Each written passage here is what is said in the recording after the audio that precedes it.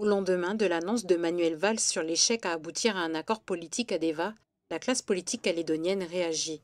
Si pour les loyalistes et le Rassemblement, le projet d'accord d'indépendance association présenté par le ministre ne respectait pas la démocratie, le FLNKS a déclaré dans un communiqué que cette proposition démontrait que l'État avait franchi un pas dans sa responsabilité et ses engagements devant les Nations Unies de décoloniser le pays.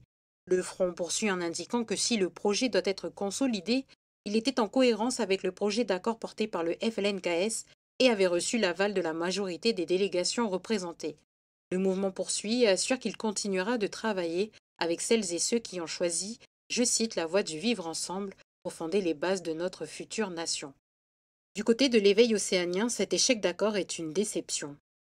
On est déçu de ne pas être parvenu à un accord politique. Trouver un compromis, c'est difficile, et c'est le cas depuis 40 ans. Mais je constate que nos anciens, en 88 et en 98, ont su dépasser ce clivage-là. Nous avons collectivement échoué dans cette mission. Alors, est-ce que pour autant c'est un échec total? Nous, on ne se résigne pas à cet échec. On dit qu'il faut impérativement un accord politique parce que sinon on s'engage dans une trajectoire difficile pour le pays d'un point de vue économique, social et politique et institutionnel. Avec l'échec d'aboutir à un accord, vient la question des élections provinciales qui doivent se tenir au plus tard au 30 novembre.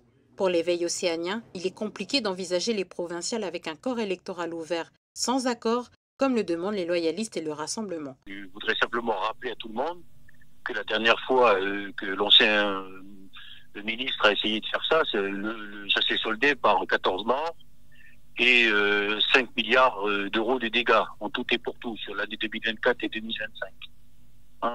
Voilà le résultat de la bêtise de dire qu'il faut dégeler le corps électoral.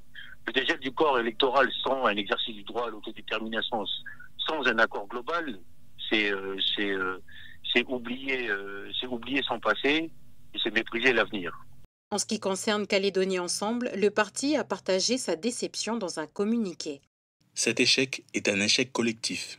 Des élections se tiendront avec des institutions à bout de souffle, sans que le corps électoral ne soit ouvert, sans que les modalités d'exercice du droit à l'autodétermination ne soient définies, dans un contexte d'instabilité politique et, par là même, de renforcement de la crise économique et sociale que traverse notre pays. La Nouvelle-Calédonie en sortira abîmée. Chez nous, renoncer au consensus, c'est renoncer à la paix. Nous prendrons des initiatives dans les prochaines semaines pour tenter, une ultime fois, de convaincre les forces politiques du pays qu'un accord est possible. Pour ce qui est de l'UNI, le groupe a indiqué qu'il organiserait une conférence de presse mardi prochain.